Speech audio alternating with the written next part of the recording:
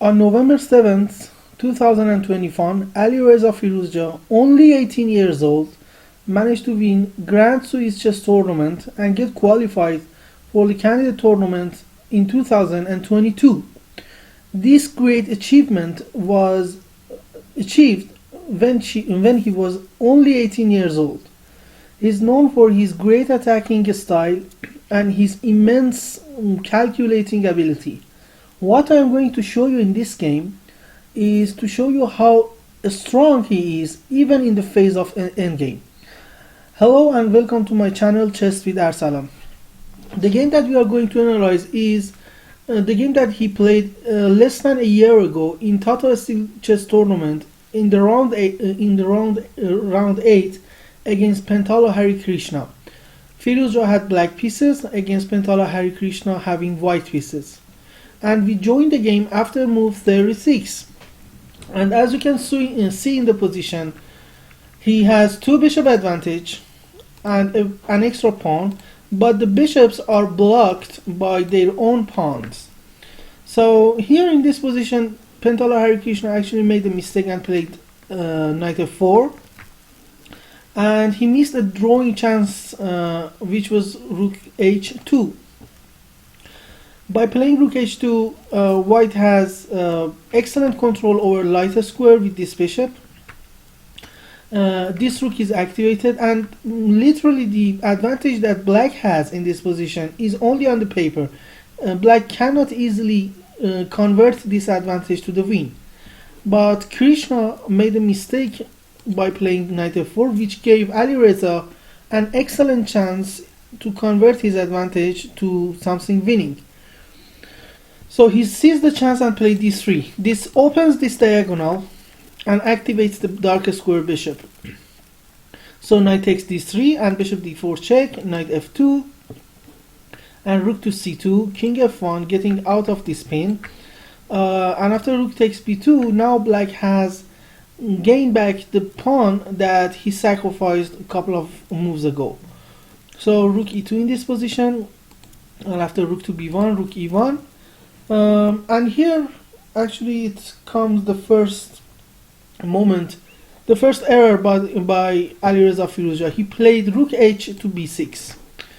The quicker way to convert this advantage was to play rook takes e1, and after king takes e1, king to e7, black is trying to activate his king, knight to d3, king to d6, knight f4, rook h1 check, king to d2, b5. Now black is trying to create a pass pawn, and after knight e6, bishop f6, king to e3, rook h4.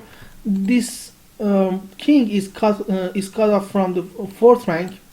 These pawns are ready to be pushed. These two bishops are actively placed, and white's position is winning. This was an excellent chance that Firuzja has lost, and he played rook h to b6. It was answered by knight d3, and here Firuzja forced an exchange of a pair of rook by playing bishop c3. He could have exchanged himself voluntarily by playing rook takes e1, and after king takes king e7, now black is trying to activate his king. First of all, this pawn would be blocked, which limits the range of this bishop. This pawn is very weak and can be easily captured, for example via rook b5 and rook a5, or even bishop c3 check and then take. So this position would have been winning for black. But Firuzja played bishop c3. So a pair of rook was exchanged, and king f2 was played by white. And here the second error, a dubious move by Ali Reza Firuzja. He played king to e7. A better option was to play a5, which would have been met by king e3. Obviously white is trying to activate his king. So after b5, now these pawns are ready to be pushed. Rook to f1, and this pawn is well controlled. This bishop has nowhere to go. It has somewhere to go, but they are not as good as they should be. So this position would have been an immediate win for black, but unfortunately he played king e7. rook h2, king f6, blocking the f5, king to e3. As I said, white is trying to activate the king, and after king to g5 by black, now Pentala Hare Krishna made a mistake. He played knight to c5.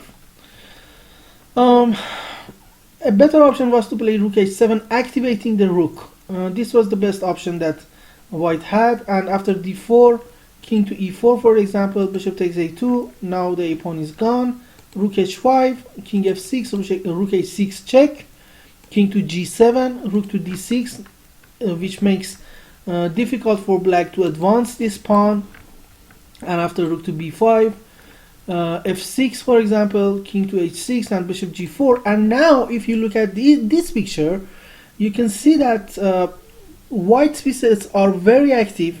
This pawn is ready to be advanced, which this activation and this pawn will give white enough resources to create a drawish position out of the game. So this position, again, black has a small advantage, but it's not enough to win. So rook h7 after king to g5 was a better option, but unfortunately after king to g5, knight c5 was played, and here a slow move by Firuzja. He played rook to b5. There was a quicker way to win, and it was to play rook there was a quicker way to win, and it was to play b6 instead of rook to b5. And after b6, now that this knight is attacked, this knight has three good options to go. Either to take on a6, coming back to b3, which cuts off the rook, and coming back to d3. Let's analyze them one by one. Number one is to play knight to d3. If white plays knight d3, then black can play rook to b5, and after king e2, rook to a5, attacking this pawn, and white will have to spend another move in order to get out of this rank. For example, if white plays king to e3, then d4, and after king to e4, bishop d5 would expose this bishop, or going back to the first rank by playing king to d1. On both cases, black will have a winning position and winning and 2 pawns up for winning the game. So knight d3 probably not a very good move. What about taking on a6? This one is even worse, because after rook to e1 check, king to d3, attacking the bishop, then here black can play d4, and after rook to e2, obviously white is trying to exchange a pair of rook, which would give him excellent drawing chances. Rook to d1 can be played, and after king to e4, rook to f1, rook to g2 check, king f6, knight to c7, then d3 is possible, and white cannot take on d3 because rook takes f3, bishop g4, so this is not on prise, d2, knight to d5 check, take on d5, and now d1, which forces white to sacrifice his bishop, and after king to c6, attacking this one, bishop a5 can be played, and now this pawn is going to be lost very soon. This pawn is very weak, and it's not going anywhere, and the fate of the game will be decided by advance of this pawn, either by exchanging a pair of rook, or even with a pair of rook staying on the board. So after b6, knight takes a6 also is not working. So what about knight b3, cutting off the rook? This actually gives white an excellent drawing chance, because for example after rook b2, rook h7, white is trying to activate his rook, king f6, bishop h5, which causes exchange of the bishops. Now black has no longer having 2 bishop advantage, a5, threatening to play a4, and after that taking on a2, so king to d3, bishop a5, now rook h6, and after king e7, rook h7, king d6, rook h6, king to c7, and after black's king reaches to b5, Now this position is slightly different because this rook is highly activated on e6, and it gives white good drawing chances, especially the fact that this pawn is ready to be pushed, and eventually this bishop will have to sacrifice himself for the pawn. So this position is better. White will have an excellent drawing chances by reaching this position. So b6 was probably the best option, but unfortunately Ali Reza played a slower move, which was rook b5. So rook h7, activating the rook, bishop g8, and rook to c7, which was a mistake again. Here white could have played rook h5. This was the best option. And after king f6, knight to e6, bishop takes, bishop f takes, king takes a4, which makes advance of these two pawns very difficult. And after rook to a5, white is trying to take this pawn and then advance these pawns. Then white can play bishop d1, which is an excellent move because it simultaneously defends a4 and defends h5 as well. So the tactics like d4 will not work, d4 check and then taking on h5, because this is being defended by the bishop. And because we have opposite colored bishops on the board, two passed pawns, even with two passed pawns, it's very difficult to win the game. Okay, especially the fact that this king is in front of one of the passed pawns. It makes it even more difficult for black to advance this pawn. So this was probably the latest chance for white to make a draw, but here after bishop g8, white played rook to c7, king takes f5, and now the last mistake, knight takes b7 was played. So basically, black is trying to push this knight out of the c5, which makes advance of these pawns much easier. And there are three ways that black can do this. So white should play here knight king to d3. This is the best move, which keeps the knight on c5. Excuse me, which keeps the knight on c5. So there are three ways to push the knight out of this way. Out of c5. Number one is to play b4, trying to physically eliminate this knight from c5.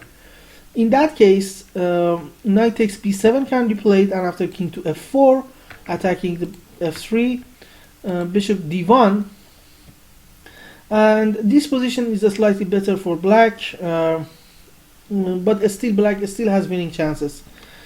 Option number two after king d3 is to play bishop e5, attacking the rook on c7. So after this, rook c7 is almost forced, and after bishop e6, again attacking the rook, knight takes e6, king takes, and again in this position there are some drawing chances for white, but black still can play for win. Option number three, kicking the knight out of c5 by playing b6. So rook c8, attacking the bishop on g8, rook takes c5, rook takes g8, bishop e5, rook f8 check, king e6, rook e8, king f6. So it's very difficult to get out of the checks without any casualties. So this was probably the best chance for white to obtain a draw. But here, as a last mistake, Pentala Harikrishna played knight takes b7, and the rest of the game was almost easy. So d4 was played, king f2. Now all of the black pieces are active and all of the white pieces are inactive. These two pieces are way out of where they should have been. This bishop is controlling nothing in this diagonal as well as this diagonal. So rook to b2, bishop e2, king f4, knight to d6, bishop d2, and after king f1, rook b1 check, bishop d1 and d3, which cuts the king from e2, and here white resigned. Here there was even quicker move to win the game. It was rook takes d1 check, and after king to e2, attacking both of these pieces, then bishop a5 attacking the rook would lead to a simpler position, to a simplified position with extra material that is more than enough to win. So I hope you enjoyed this video, and I should tell you that the result of Grand Swiss tournament was actually quite amazing, because Firuzjav managed to get 8 out of 11 games. He got the first place. Fabiano Caruana was in the second place with 7.5. Oparin from Russia became third place because of he and Fabiano had the same points, but scoring was in favor of Caruana, so Oparin was the third. So from this tournament, Fabiano Caruana and Alireza Firuzjav managed to move on to the candidate tournament. So I hope you enjoyed this video, and don't forget to like, comment, share, and sharing this channel with your friends would be a great pleasure for us. Thank you, and see you in the next video.